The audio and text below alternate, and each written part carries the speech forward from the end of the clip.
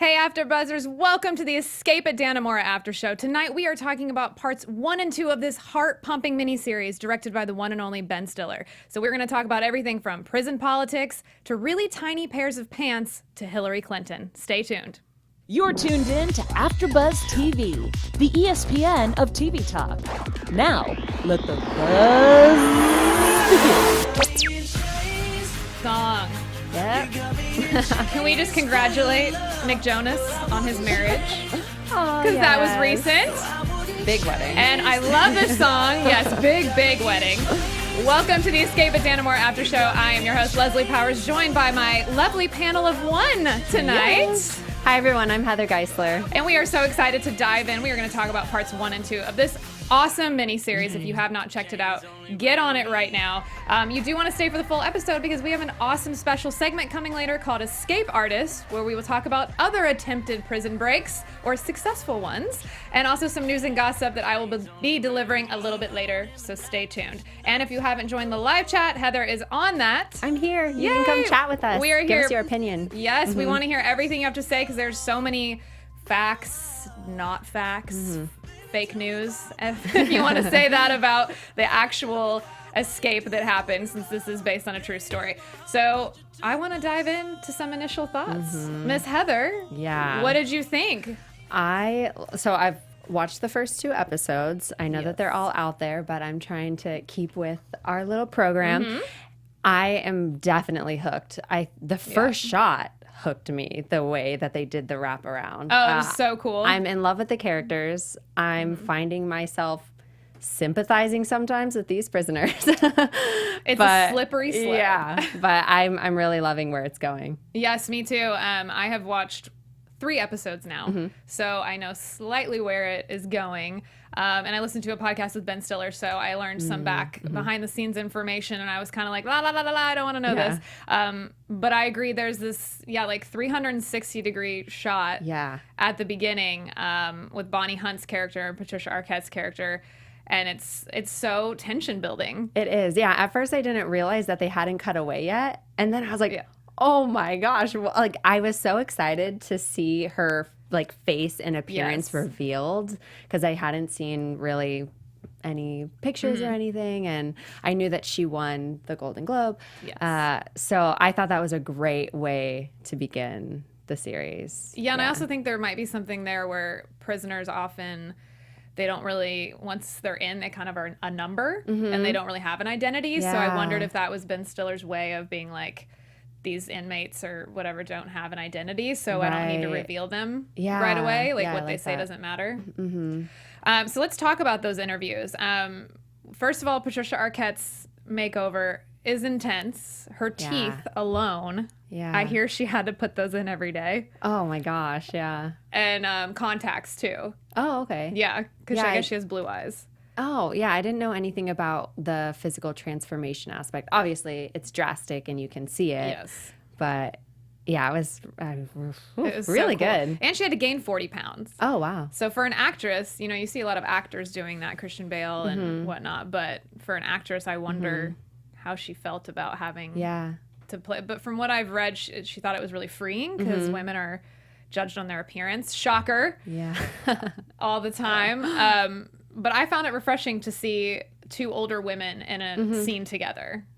Especially Bonnie Hunt and Patricia Arquette. You're like, Yeah, definitely. Star. And also just their conversation. Tilly is not as forthcoming with what she has been doing. And at a certain point, Bonnie's like essentially, let's cut the crap. So I think she's trying to bond as 2 females. She's like, you're the only person who can understand where I'm coming from. I thought that was smart. So, yeah.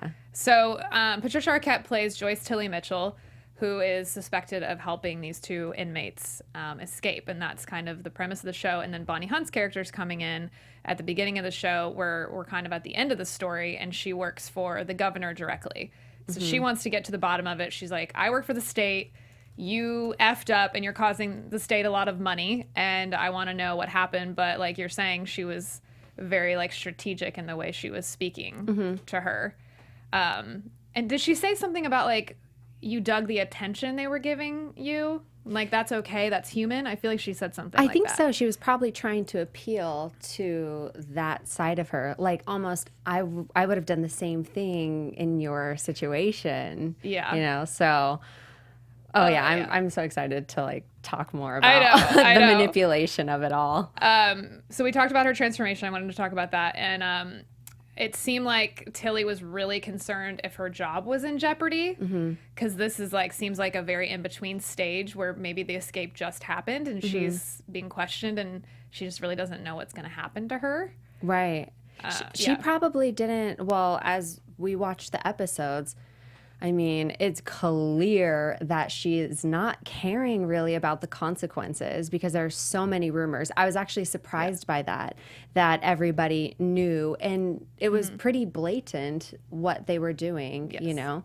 So, and even after the fact, she still facilitated them. Oh, absolutely. So I don't think she thought very much. I don't think she, I think she thought very much with her nether regions than she did her brain. Yeah. Which you kind of get the sense from her character that she's, I don't want to say like lower class, working class. Yeah. In this town that they show a lot of these exterior shots leading up to this interview that Bonnie Hunt does with her. She seems very bleak. Yeah, I was thinking that probably everybody in this town works for the prison. Like that's their main, probably their main source of employment. Everybody works for the prison. Yeah. You know. Well, if anyone's on the live chat, my biggest question right now is the town called Dannemora? Because I'm pretty sure that the actual facility in the real story is not called Dannemora Prison Facility. So if you're on the live chat, I'm really, really curious. And I probably could Google it myself, but we're live, so I don't want to be rude. So speaking of more transformations and transformative experiences, hey, AfterBuzzers, our network produces after shows for nearly all of your favorite TV shows, from dramas, reality TV, sci-fi, and so much more. And there is no network that works harder to serve television fans. But we need your help. We're asking that you please subscribe to one or more of our YouTube channels. And by subscribing to our channel, YouTube will suggest content that's tailor-made for you. And you'll help AfterBuzz continue to grow. And if you're worried about those pesky notifications, don't be. They're optional. So hit that subscribe button on this channel and check out our other AfterBuzz YouTube channels as well. And let us know you did so in the comments, and we will thank you on air. So for now, thanks for being the best fans and for helping us be the ESPN of TV talk. So thank you guys. Very well said. Thank you. And Heather and I have done 3 shows together now. Yes. We tend to do these Power team. Yeah, we tend to do these very heavy dramas together. Yeah.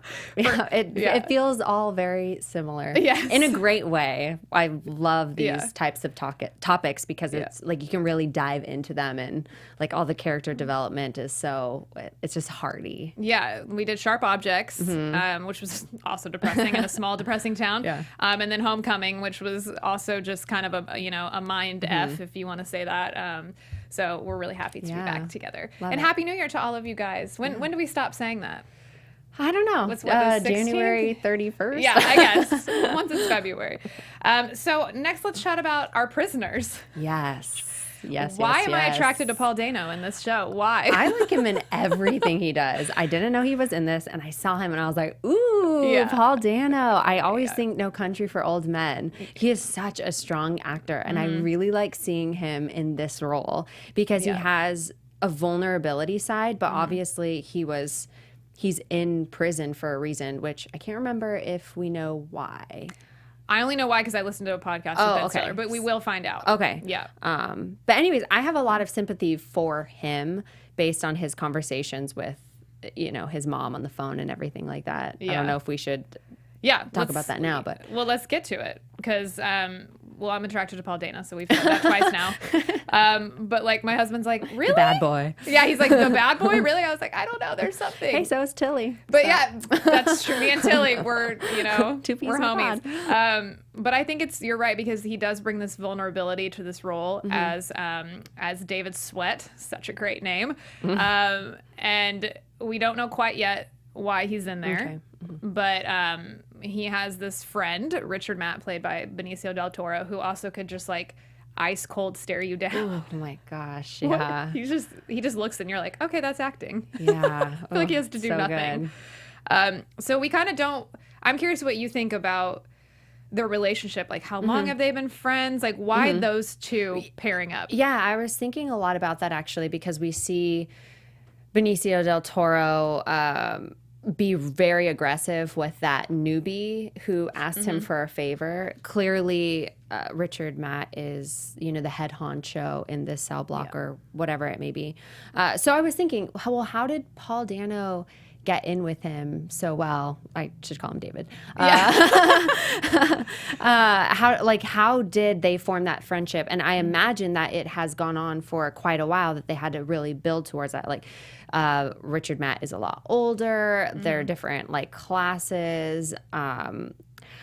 I don't know. Maybe he took him under his wing, and they're both artists, obviously. Yeah, that's so they really probably bonded over that. We see, Richard take over the painting. So yeah, there's probably, they just for some reason have this connection. Yeah, but I think it's more of maybe father-son-ish type of relationship. Yeah, but I feel like even though Benicio is kind of the head honcho, or Richard is kind of the head honcho, I still feel like he really respects David.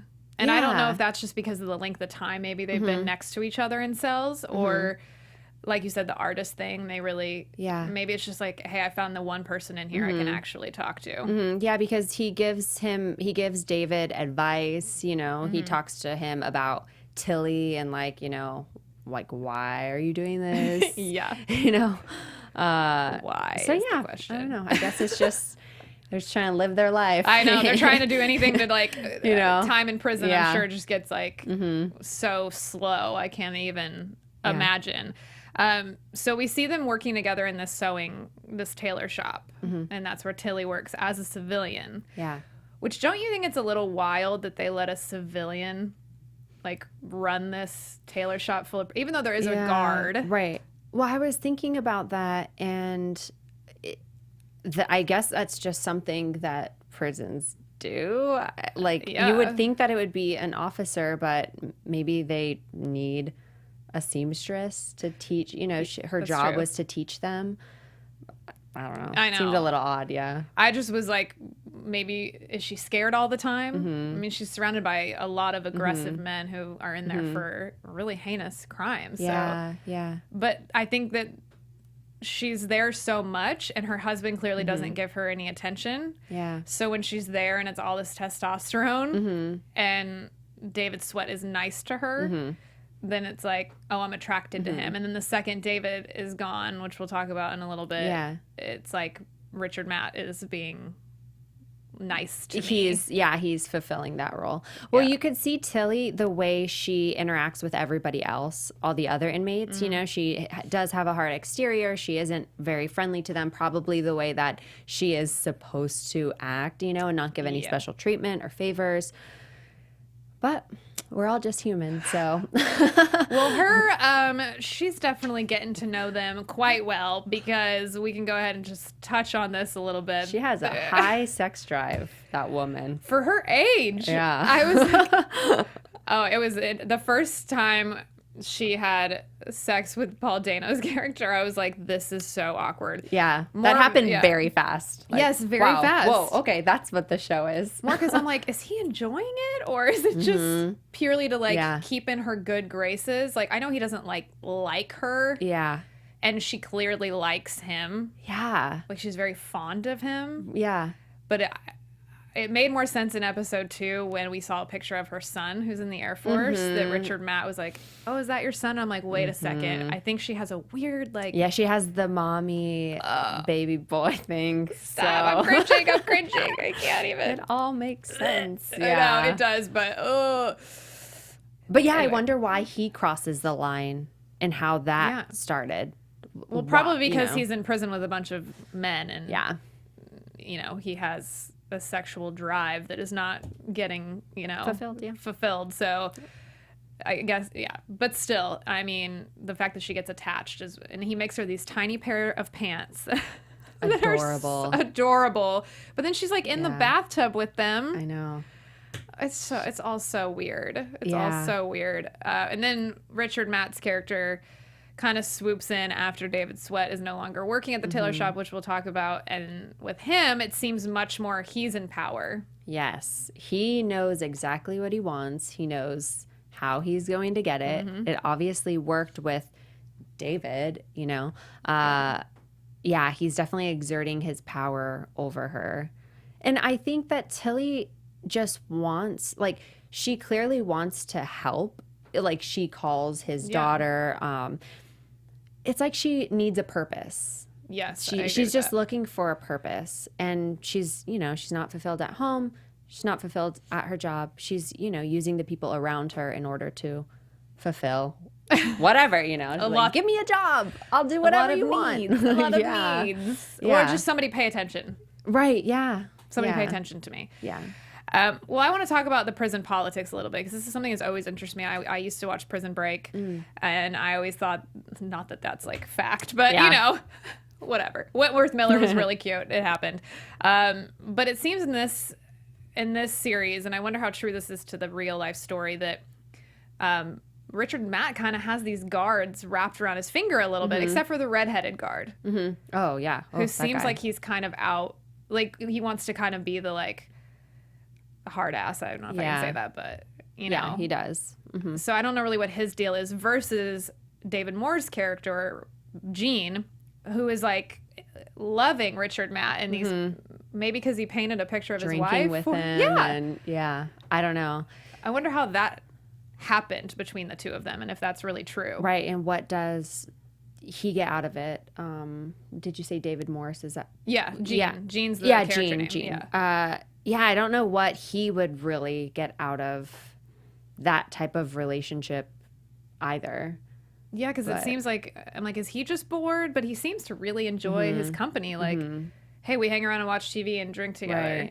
Right. Well, I guess, I mean, the lines are just very blurred. Yes. You know, they kind of all live together. Like, even the guards, if you're there, I don't know their work hours, but I imagine, you know, you get to know these people and everyone just, you know, is using each other and you do build relationships. And he seems to be very trustworthy of Richard Matt, like kind of moving around a lot in the in that cell block, which they call the honor block. But he doesn't feel that way towards David Sweat. He seems, because when somebody writes this letter and says that it's weird that they noticed David Sweat going in this back room with Tilly in the tailor shop, and that is enough for them to fire David from the tailor shop. Tilly goes into, you know, spiraling down, heartbroken, and then they kick David out of his honor cell. Yeah. And so that was so strange to me, that just because he got let go of his job, like all of his points he had earned over this amount of time to get this cell, now he's back in like Gen Pop, as they say, I guess, on the bottom. Yeah. I don't know. It feels like maybe they just needed to set an example out of him. True. And they weren't punishing Tilly, so they're punishing him instead. And probably just, I don't know, to get him as far away as possible. But I was surprised at just how big of a reaction that Tilly had with Eileen. Like, in front of all the inmates. Like, I was like, calm down, girl. You are really just adding to the list of reasons why it is true for you to react that way. What does she say? She's like, he's my supervisor, right. And I have a 3-piece suit to make for the superintendent. And it was just like excuse after excuse. Yeah. But I mean, she's trying her hardest. She really, oh, wow. He really sunk into her. Yes. And I mean, I felt kind of bad for him when he got to be moved because he seemed like a guy who really wants just some peace and quiet. And then when he moved down to the first floor, it was like so loud. He couldn't even read his book. And then I'm like, here we go. Cockroach thing. Ugh. I was like, what is he doing? I thought he was lighting a fire in his room, like gonna make a bomb or something. I don't know. But how genius. I'm like, well, now I know how to smoke out cockroaches, guys, if I ever have to do that. You could see.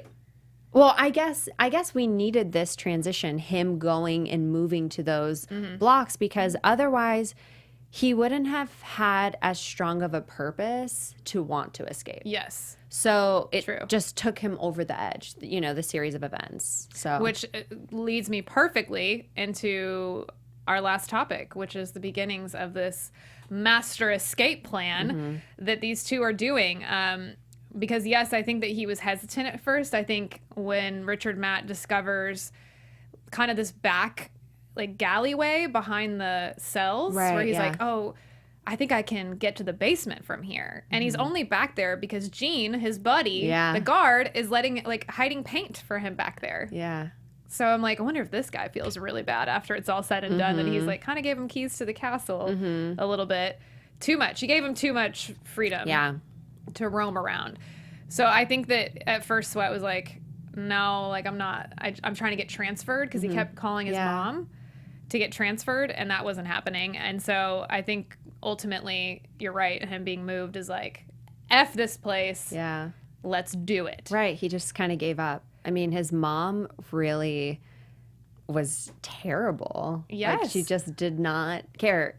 So she said that he brought a knife or a hunting knife to school, which he was like, that does not make sense. Why would you write that in my letter to get transferred? I know. He's like, I seem violent. And I'm like, well, you probably are. But yeah. So I really sympathized with David, and then I felt bad about sympathizing with him, but I really like these characters, which I think just means these actors are doing their job, because clearly we're both like, I want to see them escape. I know, I'm like, get to the other side. So the first thing that happens is that they figure out that they can go into this back alleyway, but they need to cut through their cells. So, but they need light and they need a hacksaw, which is oddly enough Richard Matt's nickname. Yeah. Which we'll find out why later, why they call him that. But they're like, how are we going to get these things? So did you know that they were going to try to ask Tilly for the tools? No, I didn't anticipate that, but it makes so much sense. And when Richard Matt was called into the back room with Tilly, and she's just like, the painting is so beautiful. They look just like him, just like the dogs. The way it transpired, I didn't think it was going there. I wasn't sure. You didn't think that I didn't think he was going to happening? I didn't think he was going to seduce her. I thought it would remain not professional, but I thought it would remain like not sexual. Yeah, like I'm just trying to care about you. Right. Like, and then it did make sense though. And then he's comforting her and she's telling him secrets about her relationship, and it all just made sense. But he forced her down there. Oh yeah, that was power. I'm telling you, he is more like. Yeah, he's like, I need that hacksaw. I need the hacksaw. Give it to me. But it's so interesting with Richard Matt's character, and this is a Benicio I think this is just a trait of his acting, is that he is like so subtly manipulative. Like every little thing he did, like just, saying like, oh, I'll bust these guys up if they mess with you, or is that your son? He's just charming. Yes, he's so charming. He's charming. And, I just think, I don't think she's a dumb woman per se. I just think she was a really desperate woman. Yeah, desperate is a very, very good word. Desperate for attention. Desperate combined with loneliness. Yeah. Yeah. So did you think at the end of episode 2, did you have any idea where, like, how the escape is going to, I guess, play out? Or were you just thinking, like, they got the hacksaw, like, let's go?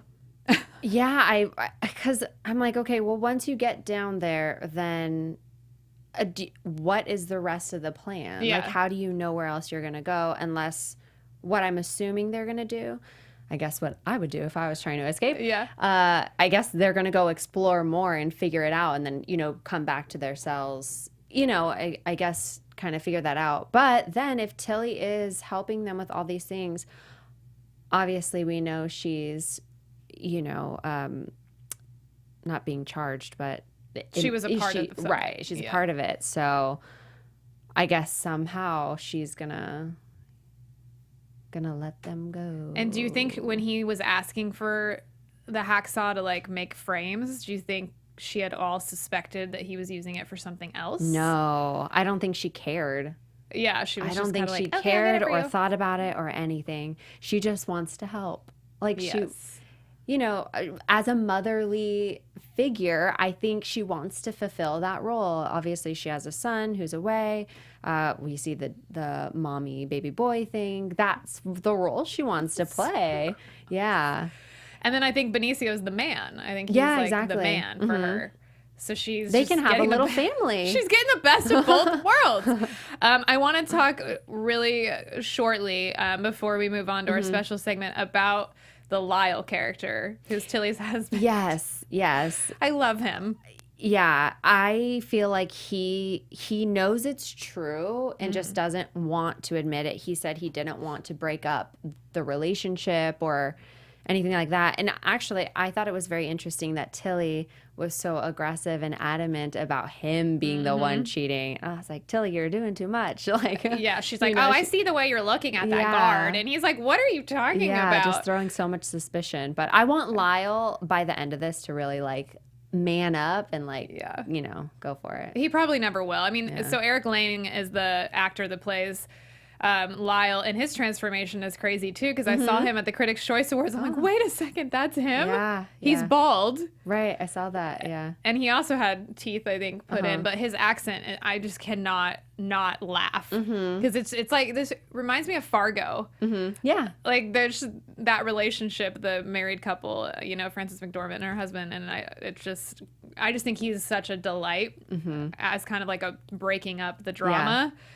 He's so nice to watch on screen. I like when he called out, what are we listening to? Oh, yeah. Because I thought the music was such a weird choice. And then I realized, she's listening to it and she's like, I like this type of music. I know, she's like, it's Nick Jonas and I like it. Chains. I was like, oh, this is too on the nose. Yeah. But then it makes sense that she's listening to this soundtrack or whatever. And I think she's excited about the painting and just she feels like she didn't lose him completely, I think. Yeah, and I think with the music choice too, that it's a lot of really young pop music, so I think it makes her feel like maybe those inmates make her feel younger and kind of like a boy crazy teenager, and so maybe that's the choice.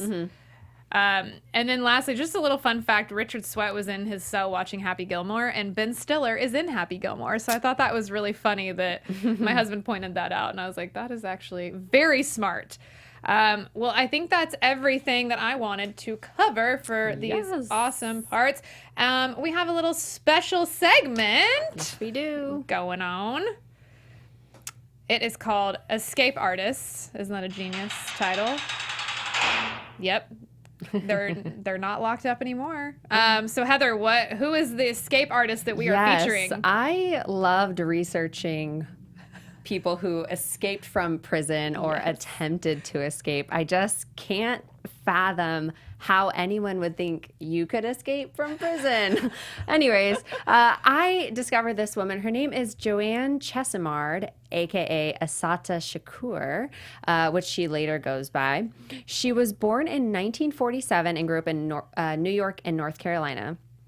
She had a troubled upbringing, running away from home, and her aunt eventually took her in, later became one of her lawyers. She went to weird. Yeah, right. She went to community college and city college in New York, and after graduation, she got involved with political activism and began using the name Asata Shakur. She joined the Black Liberation Army, which was a loosely knit offshoot of the Black Panther group. And they led armed struggles against the U.S. government through robbing banks, killing police officers, and killing drug dealers. And she was involved with a shootout where a New Jersey state trooper was killed in 1973. So this is what got her imprisoned. She was convicted of that murder, even though she wasn't the one who technically killed him or fired the shots.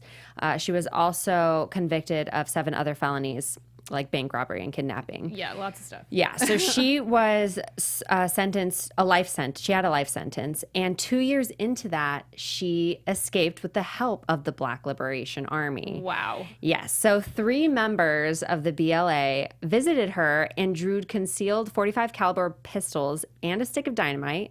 They seized 2 guards as hostages, and they got a van and escaped. So you would think, okay, how did they get in there with these guns, right? But in 1977, they didn't really do identity checks. They didn't really have security, I guess. They didn't check them for these weapons. Yeah, so metal detectors. They just walked on in with them, you know? So they put up wanted posters in New York, and she actually had a lot of supporters. So there were posters in favor of her saying, you know, Assata Shakur is welcome here. Her whereabouts were unknown until 1984 when she was granted political asylum in Cuba. So she shows up in Cuba, and then she becomes very public after that. She's doing interviews on TV. She's writing books. She wrote a biography, and the United States was trying to extradite her. And Congress actually passed a non-binding resolution in 1988 asking for her return, along with 90 other people in asylum. Yeah, in Cuba. But it was never upheld. She had a lot of support of people who didn't want her extradited and just said, let her live her life in Cuba. And she ended up becoming the first woman to ever be added to the FBI's most wanted terrorist list. Wow. She had a $1 million reward, and it was later $2 million. In 2017, President Trump canceled the Cuban thaw policies that Obama had made with Cuba. And he specifically called for the return of, quote unquote, the cop killer Joanne Chesimard. Oh. So that is where we are today. She is 71 years old, living in Cuba. Living her best life. She's like, I see what's going on in the U.S. right now. Yeah, she's like, I'm good. I'm good. Yeah, but she was bold. Any relation to Tupac Shakur? I guess she wanted it. She changed her name. Yeah. So. Well, that is fascinating. I don't know why this stuff is so fascinating. It's like Shawshank Redemption on steroids, but I love it. All right, I got a little news and gossip for us. AfterBuzz TV News. So an article on TheWrap.com states that Joyce Tilly Mitchell has a little bone to pick with Ben Stiller's portrayal of her in this new Showtime series, Escape at Dannemora, which is based on the true story involving her and the 2 convicted murderers she helped break out, which ultimately led to a multi-million-dollar manhunt, which is probably why Bonnie Hunt's character is not happy, because it's costing the state money. In an interview with Mitchell, who is portrayed by Patricia Arquette, she told the New York Post that she never had sex with the men David Sweat and Richard Matt, which is a huge plot point in the show. And the show depicts her, who she worked as a seamstress, supervising them, as having been seduced by the prisoners, who Arquette's character often sleeps with in the shop's closet. But Mitchell told the Post it would have been impossible to have sex in that space because of an air compressor. She also told the Post that one instance of oral sex she had with Matt was coerced, and says she doesn't remember telling police that she became caught up in the fantasy of being with both of them. So that is very interesting. Yeah. She still deny to this day that any of that happened. Yeah. We also want to give a shout out and a congrats to Patricia Arquette on her mini wins this far in award season. She has won Best Actress in a Miniseries at the Golden Globes and the Critics' Choice Awards. Well deserved. Tying with Amy Adams from our other after show, Sharp Objects. And that was such a lovely reunion to see those 2 women together. Yes. So congrats to you, Patricia Arquette. You are doing an amazing job along with the rest of the cast. Is there any live chatters that are saying hello? Well, we had Rainy J. He was saying hello, and hello, Rainy. Not sure if you're still listening, but thank you very much for being on the live chat with me. Yes. And also Sam Piboon. He was excited to hear our after show tonight. Yay. So thank you everyone for chatting and watching, and definitely leave us some comments. Yes, we would love to hear from you. I think we got some predictions to talk about. And now, your AfterBuzz TV predictions. So we have 7 episodes total. Yes. We're 2 down. Yes. We're going to cover the next 3 next time. So what do you think is going to happen? Well, I think David is going to snap even more. There was a shot of him listening to the rock music on his headphones, and I just felt that so much foreshadowing there. Richard obviously will take the reins, continue his manipulation with Tilly, who's going to get her a lot more involved in their escape plan. I had wrote already that they were going to hook up, and then it happened. So I was like, okay, well, that was an easy one. Yes, they're going to start planning that. I want to see more of Bonnie Hunt's character. Yes. So I'm excited for that. I love Bonnie Hunt, just in general. We love you, Bonnie Hunt. I think that character that moved into David Sweat's cell seems to be like he might be a little bit of a problem because we didn't say this earlier, but Richard Matt was painting a portrait of Hillary Clinton, and this new inmate who took over David's cell, he's like, oh, you really like that, B or whatever, and I feel like Richard just kind of gave him this like death stare. Like, clearly I like her if I'm painting her, so you need to go away, because I feel like he might. So I think there might be something more with that kind of rivalry to maybe get David back up on that floor so that they can work together. Yeah. I also just am so curious to see what Tilly gets them, like what she's bringing from the outside world, because they are going to need some sort of help. And how she's going to bring it in. Yes, and how she's going to, and if Lyle's going to get in the way, Lyle, don't mess this up for everybody. Yeah. We have prisons to escape from, and you might be getting in the way. But I can't wait to see more of his character, because he's so fun. So I think that's it for us this time, guys. Heather, where can we find you on social media? You can find me on Instagram at 500 Days of Heather. And you can find me on Instagram at lmpowers15 and on Twitter at lesliepowers15. As always, please join us next time and join us on the live chat. Subscribe, like, do all the things. We are so happy to see you guys again. Happy New Year. Thank you. Guys. See you next time. Thanks for watching. Our founder, Keven Undergaro, Phil Svitek, and me, Maria Menounos, would like to thank you for tuning in to AfterBuzz TV. Remember, we're not just the first, we're the biggest in the world, and we're the only destination for all your favorite TV shows. Whatever you crave, we've got it. So go to AfterBuzzTV.com and check out our lineup. Buzz you later. The views expressed herein are those of the hosts only and do not necessarily reflect the views of AfterBuzz TV or its owners or principals.